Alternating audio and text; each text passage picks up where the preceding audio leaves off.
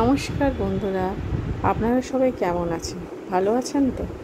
এখন যাচ্ছি আমরা ছেলেগেদিতে হোস্টেলে। তারপরে ফেরার পথে আমরা যাব রথের মেলা দেখতে। প্রায় 7 দিন হতে ছিল রথের মেলা বসেছে।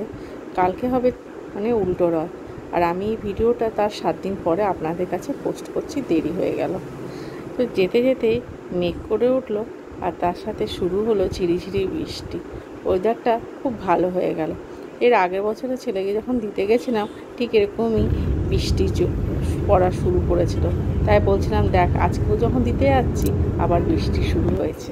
তো যাই হোক, চারিদিকে সবুজে সবুজ গাছপালা, খুব ভালো লাগে।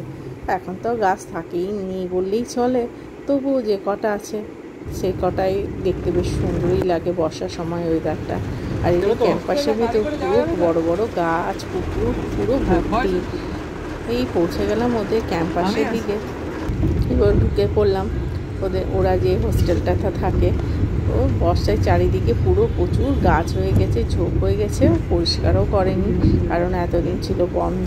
আস্তে আস্তে ওরা হয়তো পরিষ্কার করে। দেখতেই পাচ্ছেন বিশাল বড় একটা পুকুর রয়েছে, আর ঠিক তার এই সাইডেই আমার ছেলে থাকে। ওকে নিয়ে যাওয়ার সময় বৃষ্টি তখনও ঝিরিঝিরিভাবে পড়ছিল। তো আস্তে আস্তে ও নামলো, নেমে গেল।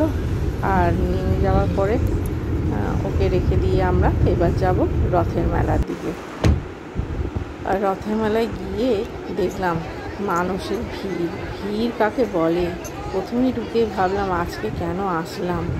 প্রচণ্ড মনটা খারাপ হয়ে গেল যে একটা না কোনো ফটো ঠিক মতন তুলতে পারলাম না। যেদিকেই দাঁড়াচ্ছে সেদিকেই মানুষের ধাক্কা। আজকেই যত মানুষ এসছে মেলা দেখতে। তো সেই ফাঁকে এবার একটু ছোট্ট করে ভিডিও তুলে নিচ্ছিলাম, কারণ মেয়ে তখন চেপেছিল ব্রেক ড্যান্সে। তার আগে নৌকো চাপা হয়ে গেছে। মেলায় এসছে আবার এগুলো চাপবো না, যতই হোক।